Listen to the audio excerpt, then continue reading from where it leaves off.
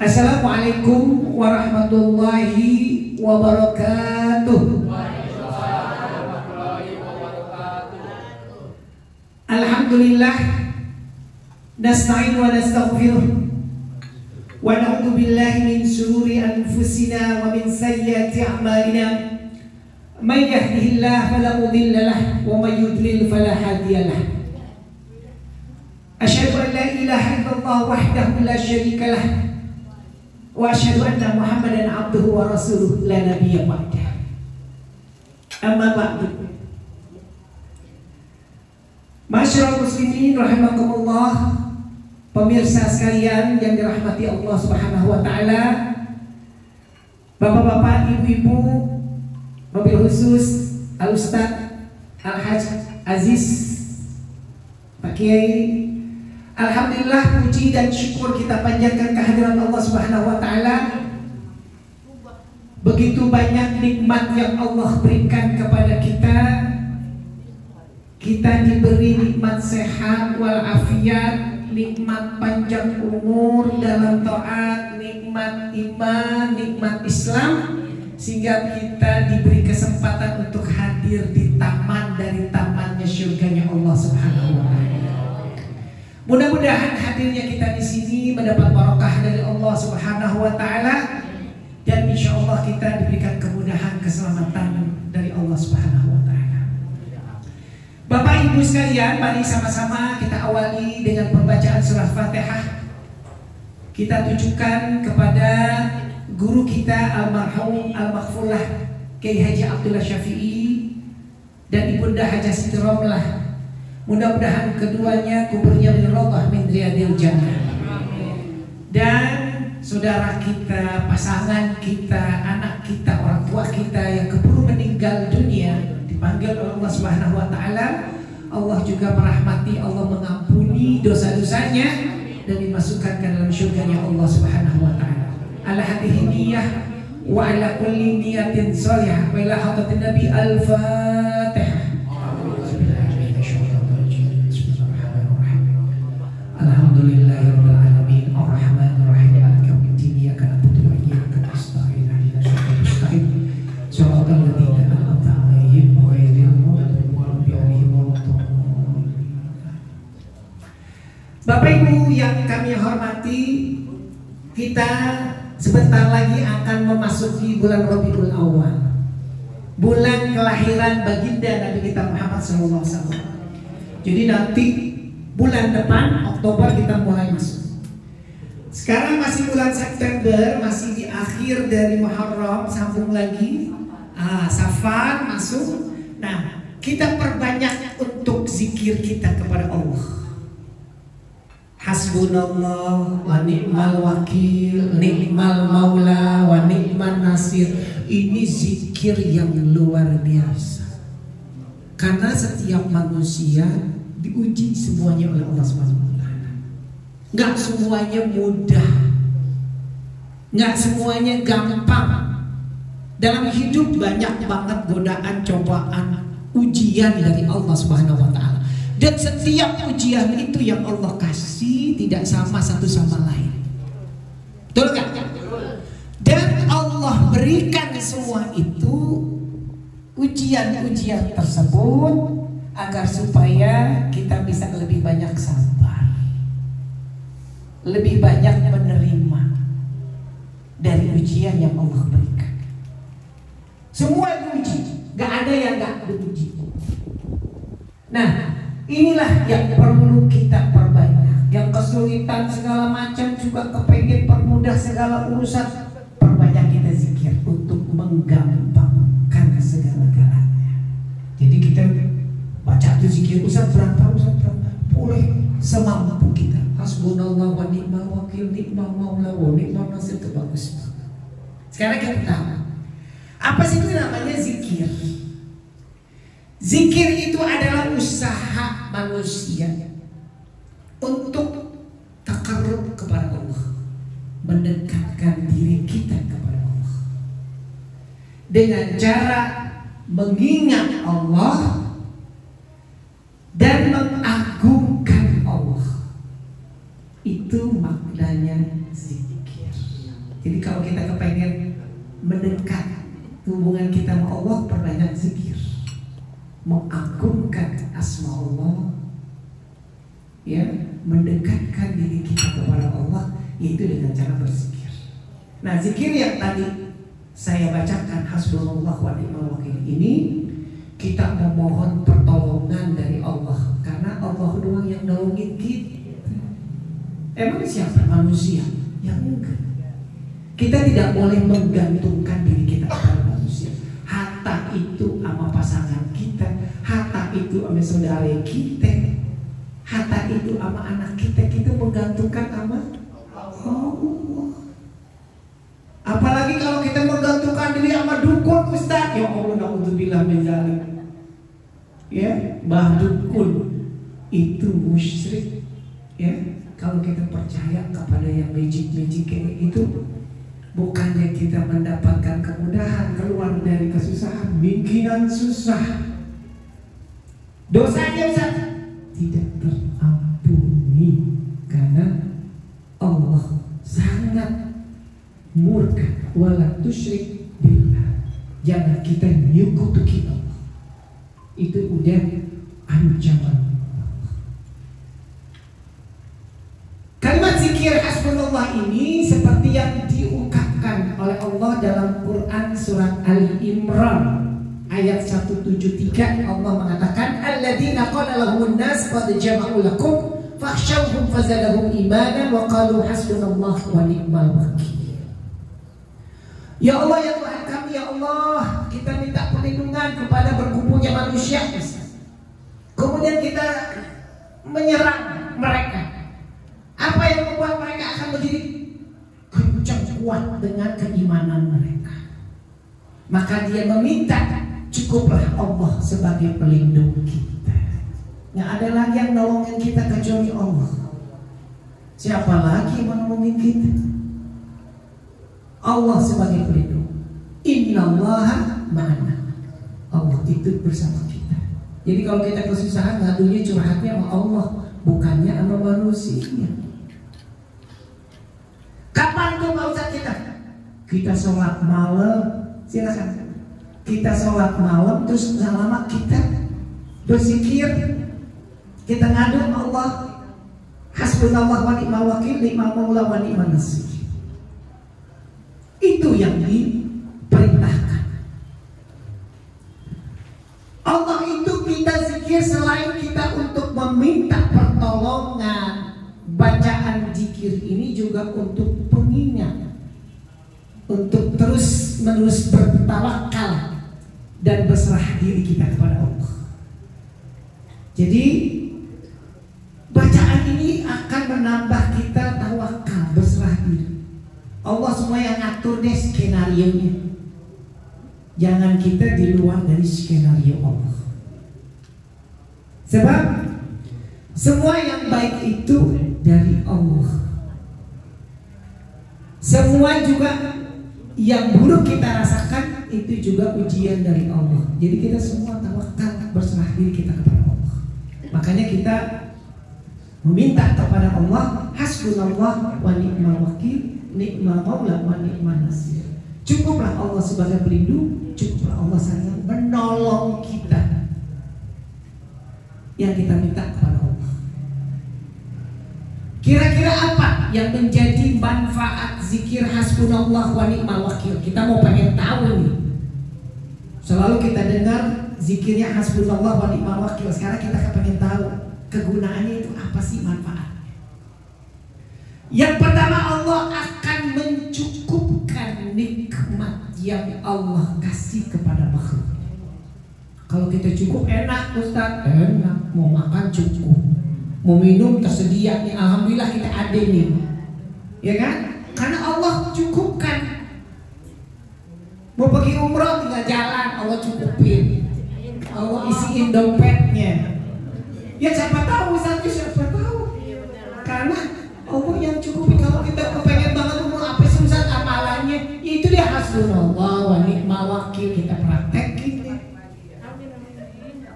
Akhirnya kita dicukupin, apa aja cukupin. Mau ngaji ke sini cukupin, dicukupin. Kalau nggak dicukupin mana nyampe di sini. Mana bisa sampai? Ya, tidaklah kurang suatu nikmat yang diberikan Allah kepada manusia, tapi Allah akan mencukupkan serta memberikan kasih jalan keluar yang terbaik buat kita. Karena kita termasuk orang yang muttaqin, Allah yang bertakwa. Karena orang yang bertakwa itu akan dikasih jalan keluar. Ya, wa may yattaqillah yaj'al lahu makhraj. Jalan keluar kudu emang harus kita takwa. Ini kita nggak pernah takwa, sholat kagak, ibadah kagak, kepengin dapat petunjuk dari Allah. Dari mana mulanya? Bingung. Allah mengasih juga karena kita kan termasuk orang yang muttaqin. Kenapa? Sholat kagak, puasa kagak, ngaji kagak, ibadah kagak. Bingung Allah ngasih jalan keluar.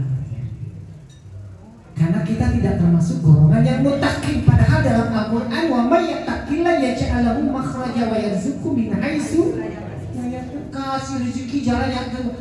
Rezeki itu bukan rezeki materi duit doang. Sehat juga rezeki dari Allah. Kita nggak sehat nyampe ke tempat Ustaz, alhamdulillah. Pak Jun, Pak Haji Jun, udah berapa kali purnama, berapa kali bersuwindu kali ya Pak ya. Nah, dulu pernah pergi haji bareng saya itu tahun 2007. Tahun 2000, bebas milenium. Tahun milenium, ya kan? Tahun 2000 milenium, 2000. Umroh 2011 bareng saya. Nah, itu kan udah berapa kali udah suwindu kali. Karena udah 20 tahun, 22 tahun yang lalu. Tapi alhamdulillah diberi sehat, nikmat sehat, itu rezeki sehat juga. Kemudian rezeki apa lagi? Rezeki kita punya teman kawan yang hebat, selalu menunjukkan, mengajak kepada kebaikan. Digeret buat pergi ngaji ke pengajian, kita punya teman itu. Berarti teman kita menunjukin hal-hal yang kebaikan. Itu rezeki Ustaz. Rezeki. Nah, kata Kiai Ajis nih ya. Rezeki kita punya teman beliau.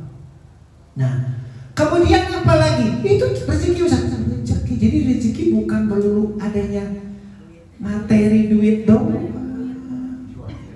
Ya, punya kawan yang baik yang menunjukin jalan kebaikan juga itu adalah rezeki dari Allah. Pernah saya sampaikan menurut ilmu tasawuf bahwa rezeki itu ada 4. Ada berapa Bu? 4 namanya banyak. 1, rezeki yang paling bawah yang gak berharga itu adalah rezeki namanya harta. Harta ternyata yang dikejar siang malam, kaki buat kepala, alat buat kaki, ternyata paling bawah misalnya, paling bawah. Kenapa? Ya memang paling bawah. Ya memang kalau orang mati di bawah hartanya kan. Yang di bawah amalnya. Betul gak? Hanya untuk mengisi dunia doang yang kita cari. Itu adalah rezeki yang paling rendah. Kemudian rezeki yang paling tinggi, tadi yang paling bawah, yang paling tinggi adalah kesehatan. Sebab kalau orang sehat tuh nyampe kemana-mana ya. Kakinya lincah banget, sampai dari Pamulang juga nyampe kemana. Bener gak? Ke Mekah nyampe, umroh nyampe, keliling 2 nyampe, sehat yang penting. Sholat lengkap, kita nggak pakai duduk-duduk, lengkap sholatnya, kita berdiri. Kan nikmat, betul gak? Percuma harta banyak, tapi kalau kesehatan terganggu, ludes duitnya untuk obatin sehatnya. Makanya kalau dikasih sehat, pergunain buat yang baik-baik, ibadah. Jangan dikasih sehat keliling mall mulu. Semua mall Jakarta didatengin ke dia. Minggu ini mall sini, minggu ini mall itu lagi. Kenapa? Saking gatalnya kakinya. dia lupa dikasih sehat sama Allah, kita boleh ngemor, tapi pilih-pilih juga, ngaji dulu baru kita ngemor. Betul nggak? Jangan sekarang nggak kebagian sama sekali, tahu sampai pulang buru-buru pengen ngaji, pulang udah pengen tidur aja rebahan. Jangan ukur jalan. Nah, itu sehat jangan kita sia-siakan. Itu paling penting. Kemudian apa lagi yang ketiga? Rezeki yang paling berharga. Anak keturunan yang soleh-solehan. Masya Allah, kalau kita punya anak yang soleh-solehan, nikmat. Kita didoain terus, Ustaz. Itu dia doanya enak. Jangan punya anak nggak kita bekalin ilmu agama. Dia kemana-mana kok atau lupa sama kita. Na'udzubillah min. Karena doa anak itu yang akan sampai bagi orang yang telah meninggal dunia. Bapak ibunya telah meninggal, anaknya soleh-soleh, itu kirim itu yang paling nyampe. Bukannya kado, bukannya bikin selamat ulang tahun orang meninggal, udah ada ulang tahun lagi. Ulang tahun itu bagi orang yang sudah masih hidup. Kalau udah meninggal nggak ada ulang tahun lagi. Kematiannya tahunnya keberapa? Haulnya setahun, 2 tahun kematian. Bukan ulang tahun. Ulang tahun itu bagi yang hidup, yang masih gerayangan.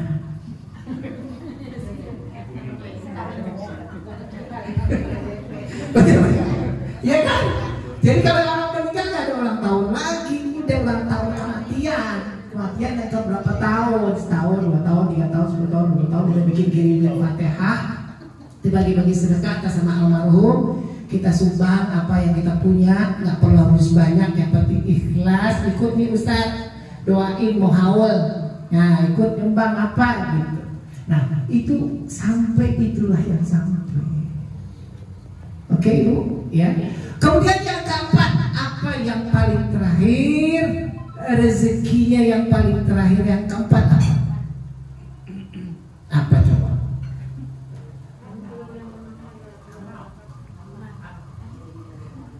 Satu udah, yang namanya paling rendah harta.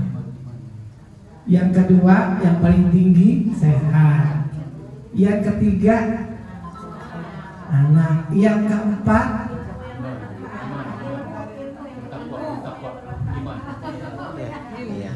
ilmu yang manfaat, karena bisa nyebarin nih kayak Ustaz nih. Kemudian Bapak Ibu ngelaksanain apa yang Ibu Bapak bisa amalkan, pahalanya meskipun saya udah nggak ada, tetap mendapat pahala mengalir dari Allah Subhanahu wa Ta'ala.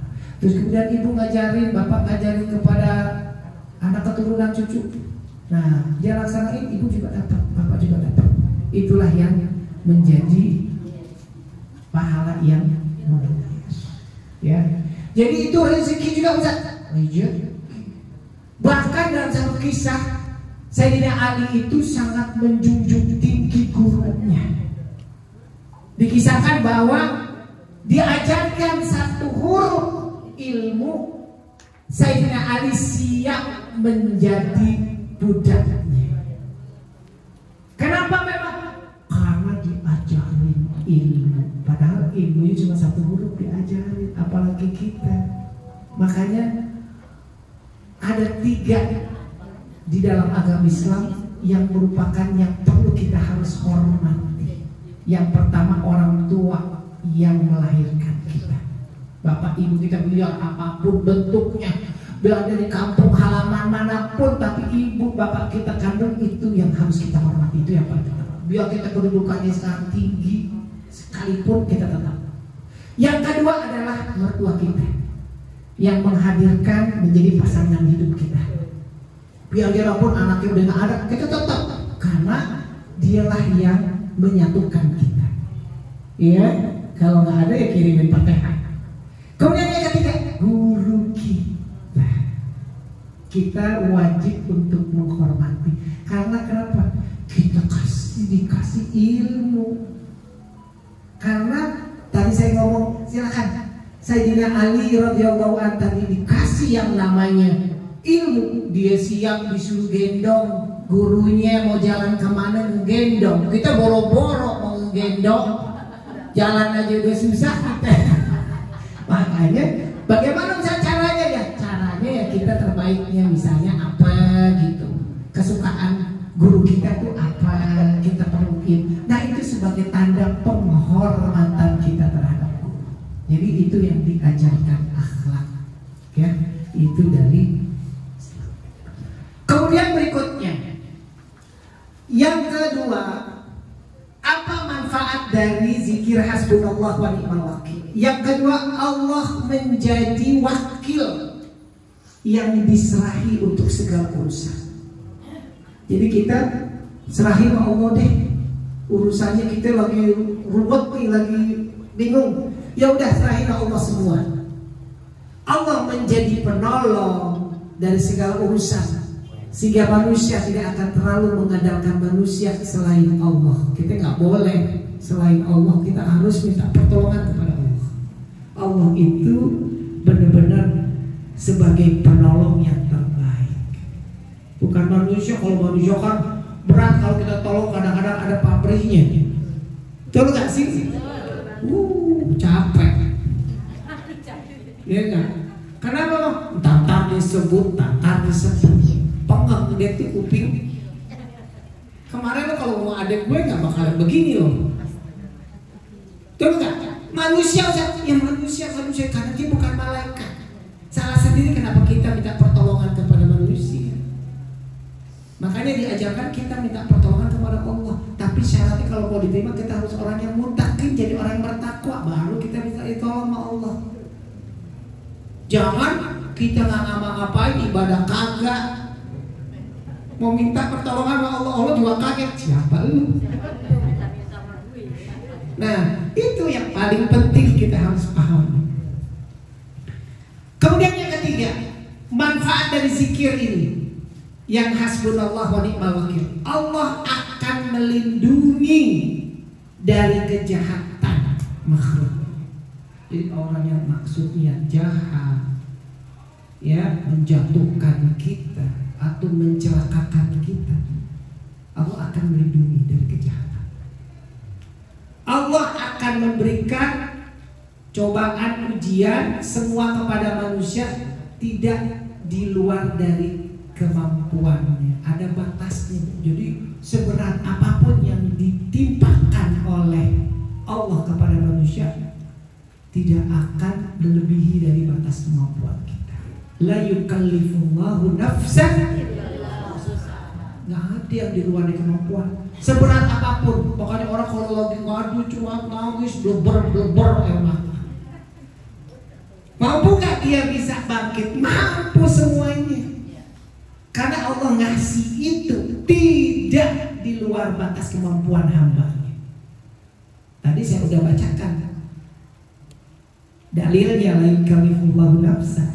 Jadi kita optimis, karena semua Allah yang ngasih, Allah juga yang ngasih jalan keluar. Allah yang ngasih ujian, Allah juga yang ngasih jalan keluar. Itu memang pastinya. Ujian bisa dari suami, ada punya pasangan bengal, ya enggak? Dia pulang pagi, bininya nggak mau kalah, pulang malam. Jadi ya siang malam, pagi sore. Kalau pagi sore bisa restoran Padang dong. Nah itu adalah ujian dari Allah. Ada lagi ujian kepada anak, kita ditimpakan banyak juga anak bisa diatur lah segala macam. Itu banyak. Karena semua orang tidak semua otomatis. Kayak pohon juga, pohon duren, nggak semuanya bagus. Ada yang busuknya Ustaz. Anak juga begitu, nggak otomatis langsung dia hebat kalau tidak dibekali dengan ilmu-ilmu dari awal pertamanya, ilmu-ilmu agama berbekal. Makanya kalau kita minta golongan kita orang-orang yang benar-benar minas sholihin, orang yang soleh semua. Robbi habli minas, kita minta Allah tuh dia Nggak banyaknya kita nggak pengen macam-macam, kita yang soleh aja. Kalau soleh semuanya nyangkut. Dalam sabda baginda Rasulullah dikatakan yang diriwayatkan oleh Ibnu Majah, baginda Rasulullah mengatakan, jika manusia mengejar ambisi untuk ke akhirat, maka Allah akan cukupkan kehidupan dunia. Jadi niatnya kita akhirat nih, dunianya nyantel Ustaz, nyantel ngikutin. Begitu juga jika kata Nabi kita berambisi yang mengedepankan adalah dunianya lebih besar dibanding akhiratnya, Allah tidak akan mengabulkan segala keinginannya, bahkan justru dihancurkan keinginan tersebut. Kandas. Banyak kejadian sekarang yang ngejar dunia bentaran doang, kandas langsung, terjun bebas. Karena kenapa? Semata-mata dunia doang, akhirat. Ambisinya dunia doang. Ambisi akhirat boleh saja, boleh. Kenapa mau? Misalnya orang bisa untuk orang hajinya luar biasa Ustaz. Aku juga mau ikut juga, pengen juga. Nah itu boleh Ustaz. Ya nggak apa-apa, itu ambisi akhirat. Yang nggak boleh adalah ambisi dunia yang berlebihan, ambisius. Jadi menghalalkan segala cara. Akhirnya lupa. Karena kenapa? Mabuk dengan dunia. Ya. Kemudian yang keempat, apa manfaat dari zikir? Allah akan menguatkan pertolongan untuknya. Manusia itu akan diberikan petunjuk dan menguatkan pertolongan untuk dari Allah Subhanahu wa taala. Jadi Allah kasih pertolongan terus. Susah dikit dikasih petunjuk. Ya. Kemudian lagi kagak enak jadi dibikin enak. Makanya hidup itu harus enjoy, dinikmati, disyukuri. Kalau kita mensyukuri apa yang Allah kasih, Allah akan tambah kenikmatan berikut. Kenapa? Allah janjikan dalam Al-Quran, la in syakartum la azidannakum wa la in kafartum inna adzabi lasyadid. Jika kita pandai bersyukur, Allah akan tambahkan kenikmatan. Jadi apa yang kita syukurin aja dulu kita minta, jangan kebanyakan minta, Allah juga pusing. Ini banyak banget mintanya, ntar gak kebagian.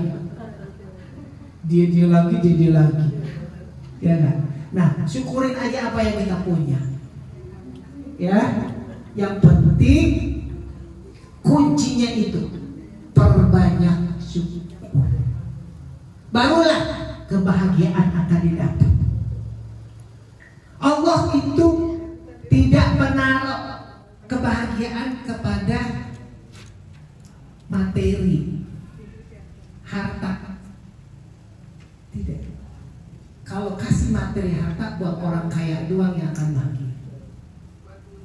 Allah juga tidak akan mengasih kebahagiaan kepada apa? Kepada apa? Pangkat, kedudukan. Ya, Allah tuh nggak kasih ke situ. Kalau enggak buat pejabat doang. Ya kan? Mobil mewah, Allah nggak ngasih kebahagiaan ke situ. Rumah mewah, Allah nggak ngasih. Ya, nah kalau Allah ngasihnya kemana? Allah ngasihnya ke kalbu, hati yang penuh kesyukuran atas nikmatnya Allah.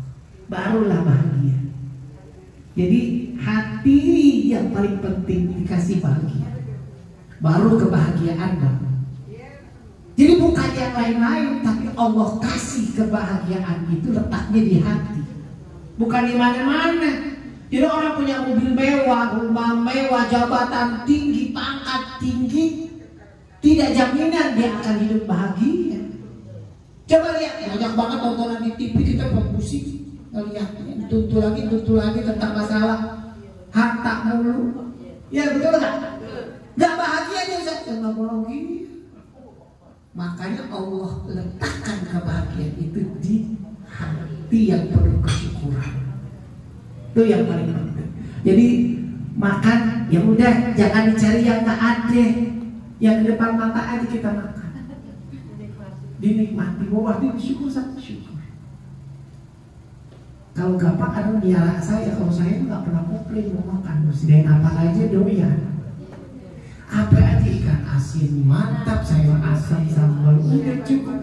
Piala saya murah. Nah itu, jadi nggak banyak nuntut harus makan daging lah, ayam lah, enggak. Saya malah justru apa aja di depan saya syukurin, saya tinggal makan. Yang penting itu makanan buat saya, sumber energi. Ada kikil apa lagi? Nggak nolak. Nah itu syukur kita harus perbanyak. Jangan dicari nggak ada, misalnya kita dikasih teh nih, nah Mbak Bumi kasih teh, cari Coca-Cola itu. Nanti beli di warung dulu Indomaret, adanya emang rezekinya teh, rezeki air putih. Ya udah, masih ada dikasih begitu, kita bersyukur. Allah akan nanti kasih tambah lagi. Kita ngaji lagi berikutnya nanti bukan air putih lagi, air teh lagi. Air jam-jam, coba jam-jam sekarang susah banget bawa. Karena batasan, ya. Semua penerbangan airline tidak semuanya untuk bisa membawa air zam-zam. Air zam-zam itu adalah air istimewa. Di Islam itu ada 3 air yang istimewa, yang lain air biasa. Yang pertama, top yang paling pertama adalah air yang berada di mana? Telaga Haudil Kausar, itu yang paling top. Itu paling top banget. Kita kapan bisa dapat Ustaz? Nanti kalau kita masuk surga. Kata Nabi dalam sebuah hadis, jika kita minum telaga Haudil Kausar di surga, tidak bakalan haus selama-lamanya. Amin. Kemudian yang kedua kelasnya, air zam-zam. Nah, kalau kita ke Mekah Madinah nyampe zam-zam, masya Allah kalau di sana luber. Cuma kita bawa ini yang ya. Nah, itu zam-zam kelas 2. Zam-zam di mana tuh Ustaz sumurnya? Ya di bawah Ka'bah. Itu sumur zam-zamnya. Nah itu ketemunya sejarahnya bagaimana Ustaz? Sejarahnya pada saat Siti Hajar lagi sedang nyari air buat minum anaknya Ismail alaihissalam. Dia lari dari sofa ke mana, muter terus cari, balik sampai 7 kali, ketemu zam-zam mubarak, zam-zam mubarak, dikumpulin zam-zam sama Siti Hajar. Nah Siti Hajar itu dikumpulin, diminumlah buat Nabi Ismail. Sampai sekarang biar tahun kapanpun sampai kering berapa puluh derajat panasnya Saudi, tetap dia tidak mengering airnya. Masya Allah barokah. Dan juga kalau kita tes pakai pH-nya, pH-nya lebih dari segala-galanya. pH-nya tinggi, lain coy, bukan air biasa. Ya, nah itu yang luar biasa, makanya dikejar barokah. Nah zam-zam 5 syuribalah. Zam-zam itu tergantung dengan niat itu kita minum. Buat apa? Buat sehat. Badan kita maklum, tulang kita udah nenek-nenek, kakek-kakek udah jalan susah. Pegel, tahu ada rematiknya, asam urat lah, cuman. Nah itu kita minum zam-zam sebagai obatnya, kita niat Allah akan sembuhkan. Apalagi kita minum asli langsung di sana. Mau apa enggak? Nah, kita berangkat rame-rame.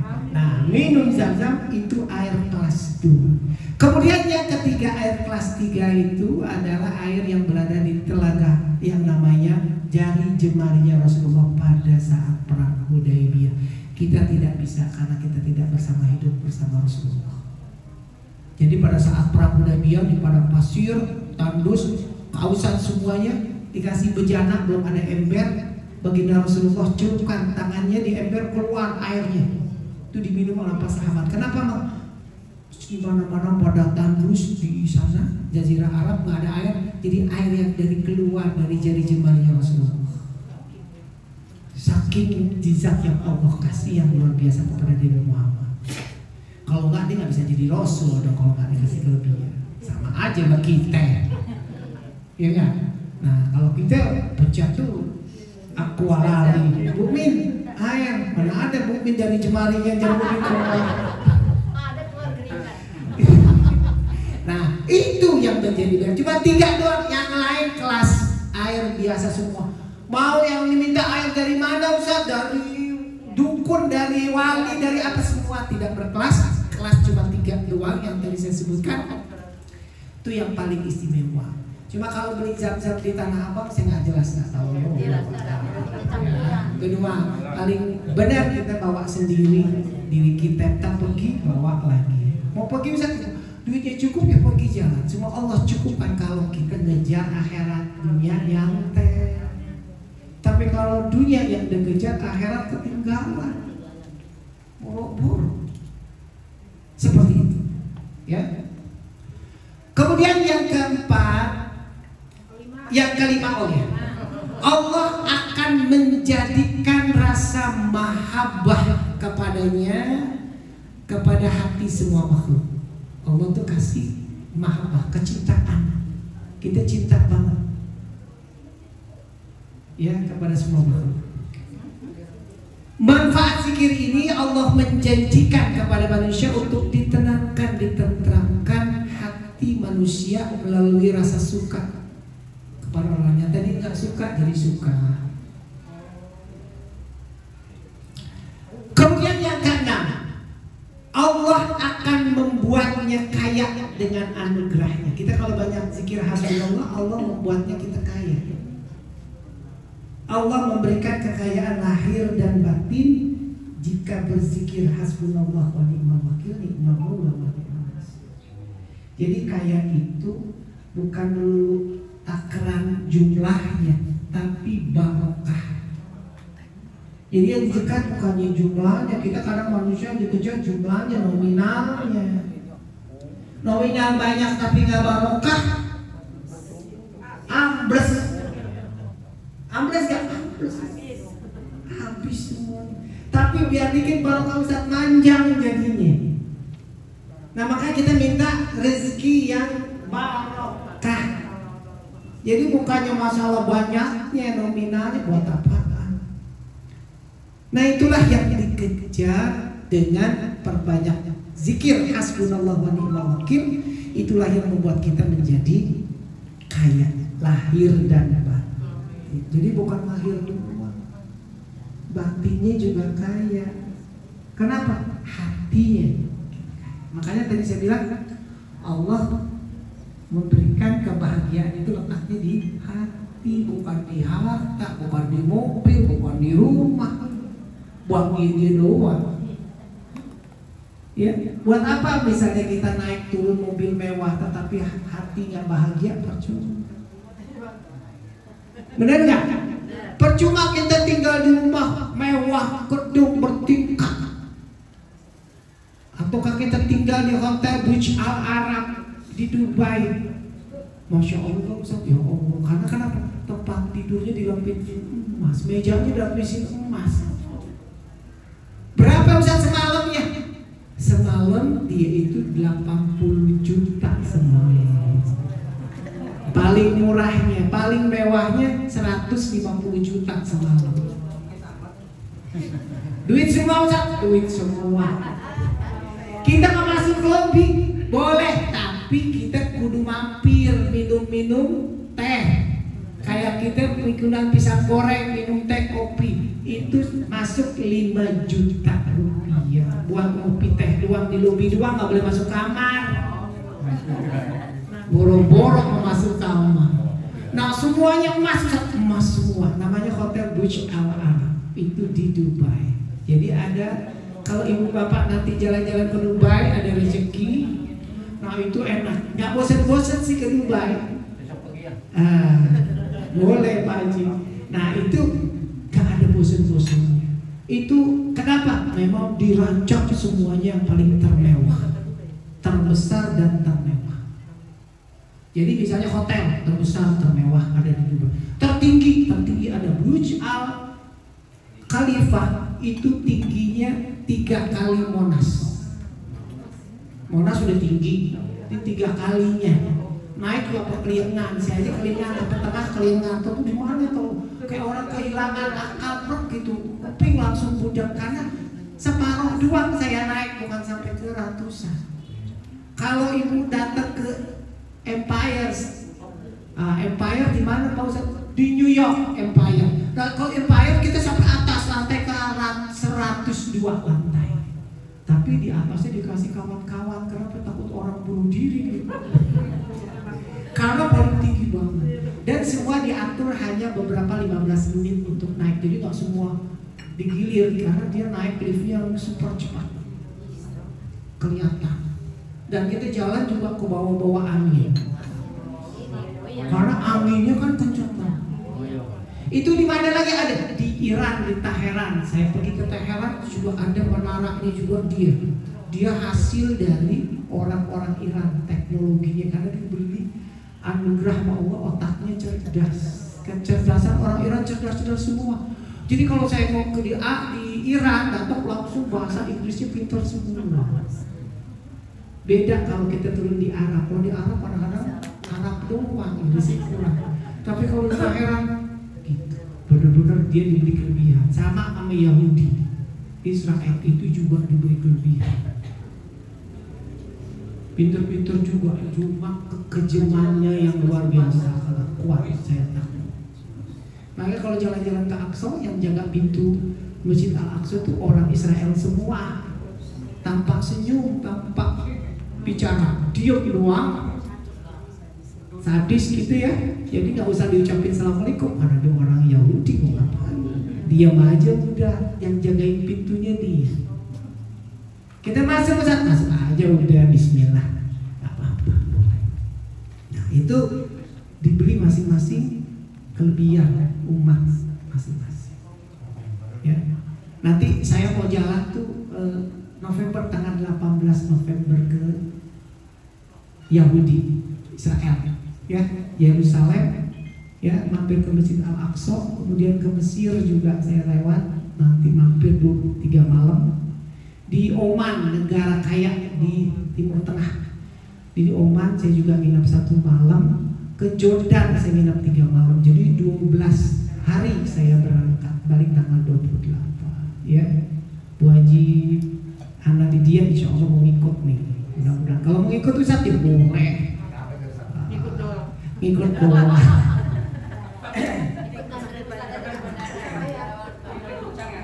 Enak banget di sana. Nanti kita lihat Mesir, gimana kotanya, benar-benar kota tua Mesir, ya, boleh kita lihat.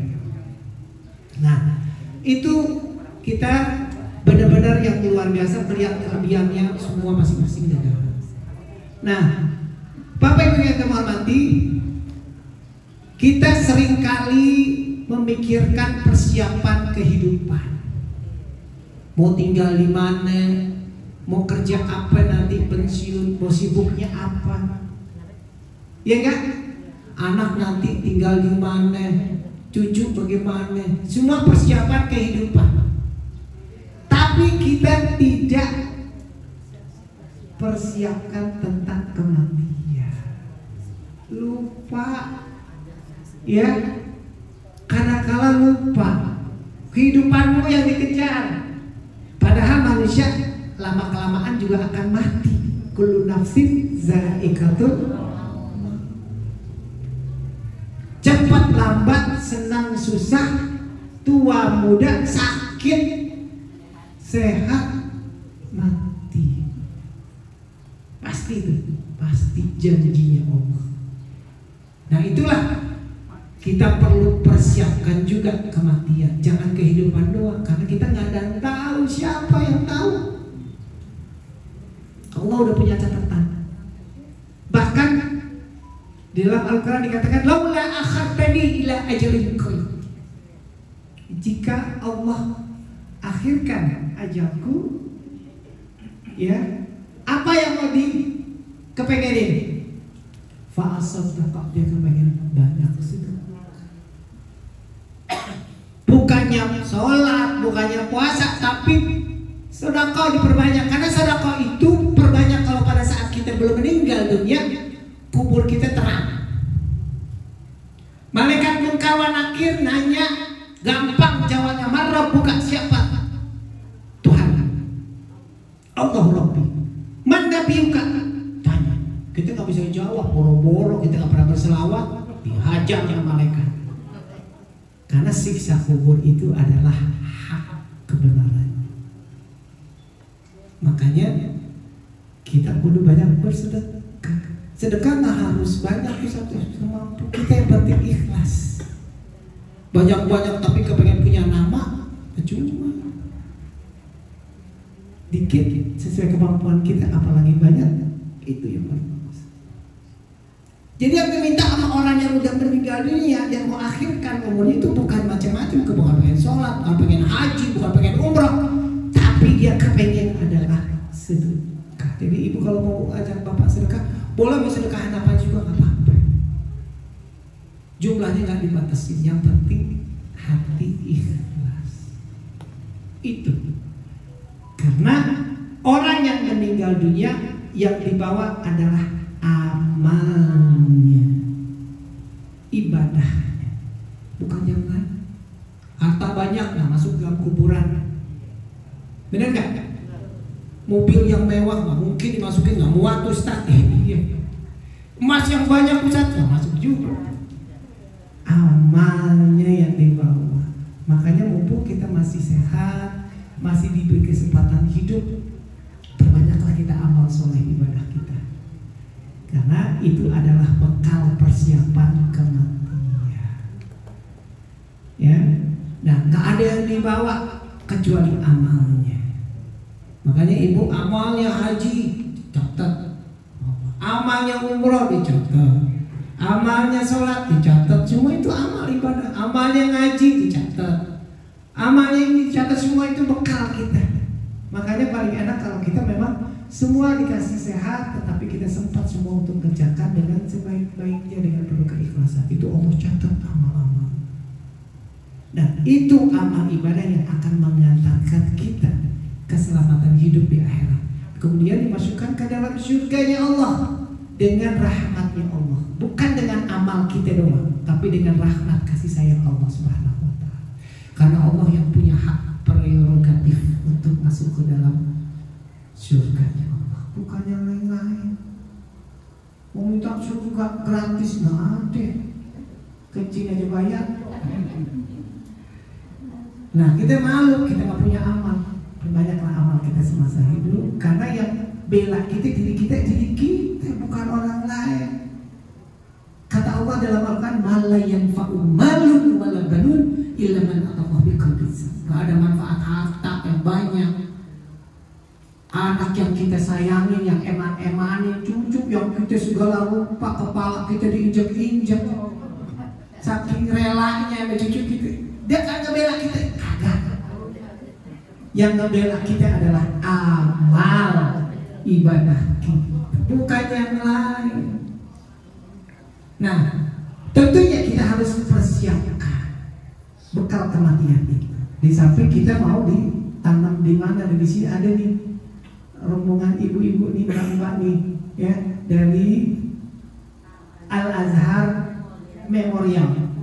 Nah, nanti kita dengerin nih nanti si ibu ya, mudah-mudahan insyaallah.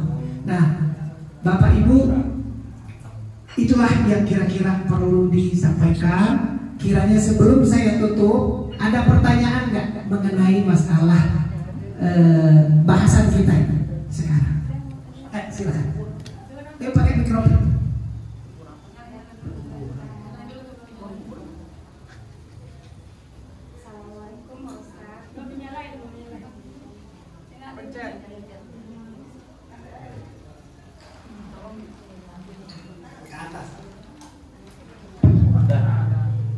Assalamualaikum Pak Ustadz. Saya mau tanya ini, kalau kita bilang la haula wala quwata illa billah, ya kan? Kak, la haula itu kan arti ada daya untuk menghindar dari berbuat maksiat dosa. Kalau kita la haula wala quwata, kalau kuatannya tuh kita bisa dapat kekuatan dari Allah mengerjakan amal-amal yang bagus gitu. Itu gimana sih Ustaz kalau misalnya supaya kita lah haulanya itu yang dikuatkan gitu, dijaga dari kan namanya manusia ya Ustaz ya, kita kan memang berhati-hati sama yang namanya desa gitu kan, tapi kayaknya ini gitu lah berjalan aja gitu loh ilmuwan gitu kan. Ya, saya jawab dulu ya satu-satu ya. Oke. Baik.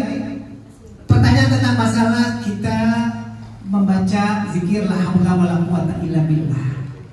Tidak ada daya dan upaya kecuali kekuatan dari Allah Subhanahu wa taala. Jadi ini adalah upaya kita untuk menghindari dari segala hal-hal yang buruk. Diberikan kekuatan dari segala hal-hal yang membuat kita menjadi terpuruk. Nah, bagaimana Ustaz untuk menjaganya? Kita harus sering banyak kumpul dengan orang-orang sekitar kita di lingkungan kita itu yang soleh dan soleha, supaya kita bisa terhindar. Karena manusia itu gampang terjerumusnya. Kita bergaul dengan orang yang jualan ikan, kebagian amisnya. Kita bergaul dengan orang yang dagang parfum, kebagian wanginya. Nah, kalau kita berkumpul dengan orang yang soleh-soleha, paling tidak kita kebagian untuk ngerjain amal soleh dan soleha. Diingetin, diajakin gitu. Jadi itu yang dimaksud supaya kita diberi menghindar dari segala itu. Kalaupun kita kena diberikan kekuatan untuk menghindari dari godaan. Karena hidup itu di dunia ini banyak banget cobaan godaannya. Kalau kita tidak dibekali dengan lingkungan yang baik, butut-butut kita akan ngikut terjerumus. Tadi saya bilang kalau kita bergaul dengan orang jualan parfum, kebagian wanginya. Kalau parfum enak, kalau wanginya nggak enak, kebagian. Nah, itu dia ibaratnya. Itulah maka kita harus lingkungan itu kita berada di mana, itulah yang kita pilih menjadi yang terbaik supaya kita terhindar dari segala yang bersifat maksiat dan hal-hal yang buruk menjadikan kehidupan kita jauh dari Allah Subhanahu wa taala. Kan ada orang yang ngajakin macam-macam. Teman juga akrab, baik CS, tapi ngajakinnya kagak bener mulu. Entah itulah bersenang-senang lah, entah itulah tidak murka atau perbuatan murka lah, banyak sekali banyak. Kita nggak bisa sebutin satu persatu, banyak banget. Nah itulah makanya kita kalau paling tidak kita sering banyak kumpul dengan orang-orang yang soleh, itu kita akan kebagian. Jadi la haula wala quwata illa billah itu benar-benar terjaga. Jadi kita harus, karena hidup semua itu adalah pilihan. Lo mau berada di mana? Berada di sini, ya alhamdulillah, taman dari taman surganya Allah. Nah mungkin kita berbuat maksiat. Bagaimana? Di mall ya udah hayal sholah, main-main yang sholat, yang belanja. Beda dong, beda. Makanya berapa beruntungnya Bapak dan Ibu sekalian, termasuk orang-orang terpilih karena berada di majelis ini. Anda cuma hanya dua majelis zikir dan majelis ilmu. Dua itu majelis yang menjadi taman dari taman surganya Allah di dunia. Insya Allah. Nah Ibu Bapak beruntung karena di tempat yang baik. Kalau yang lain nggak beruntung karena hidayah dari Allah. Dapat hidayah nggak? Jauh kalau kayak gitu. Kalau kita kepengen bagus baik, harus di dekat di tempat yang baik, hidayah juga makin cepat. Ya, jadi seperti itu Ibu ya. Oke. Ada lagi tadi Ibu ya, silakan.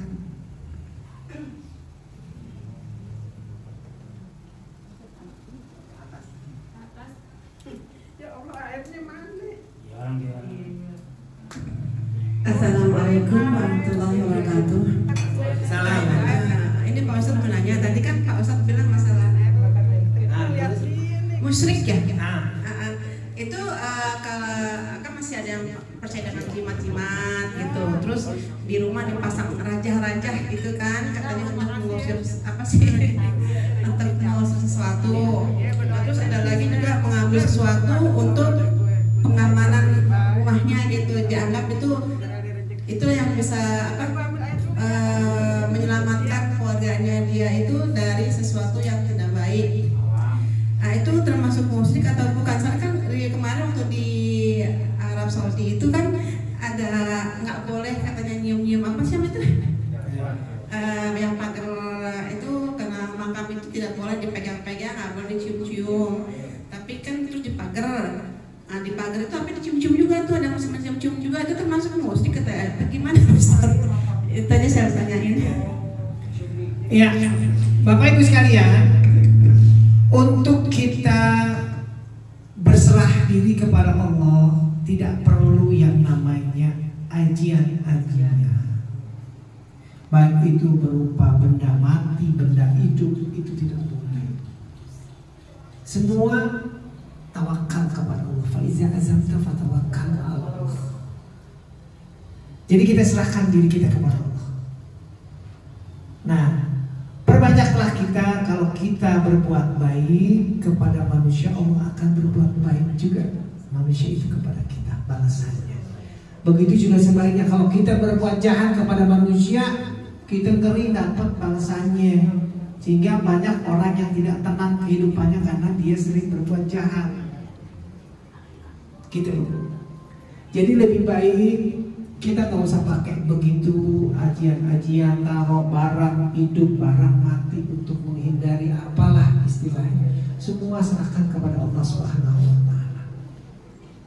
Itu yang paling terbaik. Karena kalau model kayak gitu, ibaratnya ada sesuatu kekuatan yang melebihi dari kekuatan Allah. Untuk bilang dari kita bawa takut terbawa kepada kegiatan musyrik. Itu saja Bu. Jadi kalau bisa janganlah kita perbanyak ibadah, kita perbanyak zikir sebagai bentengnya. Sering baca Quran sebagai bentengnya. Tidak perlu hal-hal yang seperti begitu. Nah, kenapa di Arab Saudi itu tidak boleh kita melebihi segala? Itulah yang ditakutkan menjadi kegiatan musyrik. Jadi sesuatu itu nggak bisa kita berlebihan.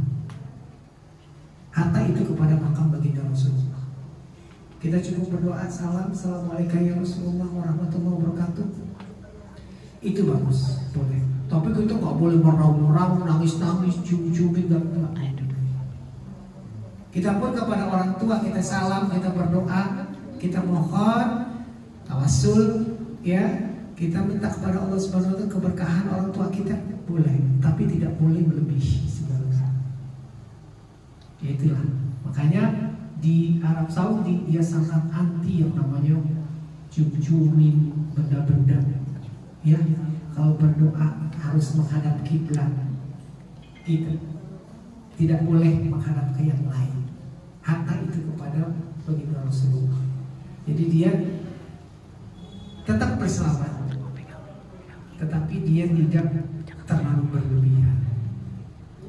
Ya, nah kita pun di Indonesia kita tidak boleh lihat sifatnya.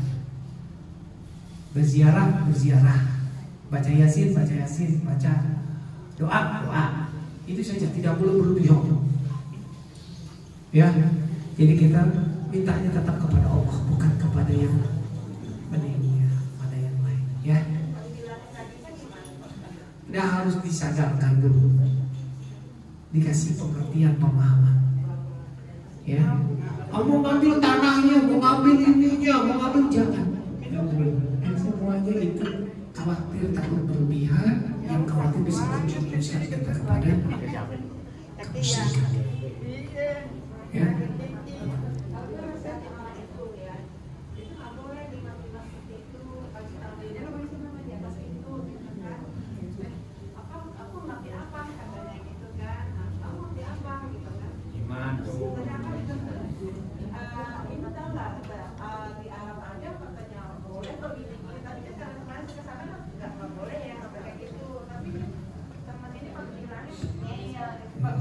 Iya, ya mungkin pemahamannya harus pelan-pelan, nggak bisa spontan. Pelan-pelan pendekatannya, kasih pengertian. Saya dibilang Ya, harus pelan-pelan dulu. Ya. Okay. Ada lagi ibu bapak? Ya.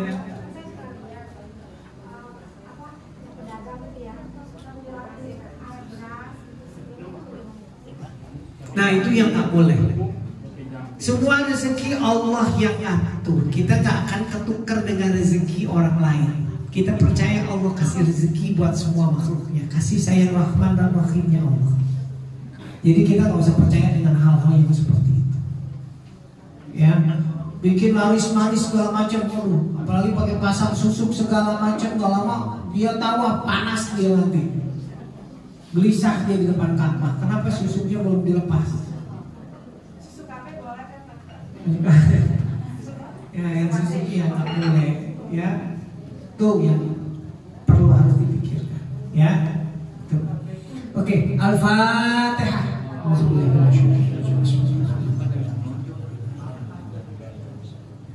Iya karena itu iya karena